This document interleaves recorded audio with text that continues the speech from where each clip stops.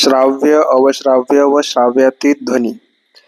मानवी कानाची ध्वनी ऐकण्याची मर्यादा 20 हर्ट्ज ते 20,000 हर्ट्ज आहे.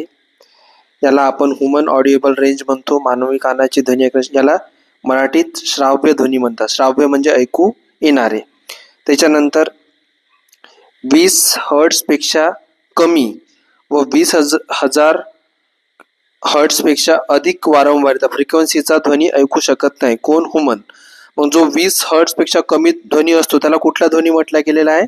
त्याला म्हटलं गेलं अवश्राव्य. कुठला म्हटला गेलेला आहे? अवश्राव्य म्हणजे ऐकू न येणारा. अवश्राव्य. Infrasound. ते कोणकोणते आहे? ते आहे दोलकाच्या कंपनात निर्माण झालेले ध्वनी, भूकंप लहरी. हे सगळे कसे आहे? 20 हर्ट्जपेक्षा कमी म्हणजे अवश्राव्य ध्वनी, इन्फ्रा साऊंड.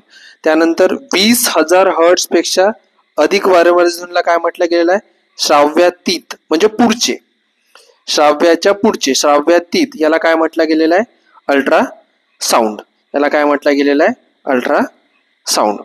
त्याच्यानंतर कुत्रा, उंदीर, वटवाघूळ, डॉल्फिन असे प्राणी काय करतात? आपल्या विशेष क्षमतेमुळे अवश्राव्य ध्वनी ऐकू शकतात. अवश्राव्य म्हणजे 20 हर्ट्जपेक्षा कमी वारंवारता असलेली.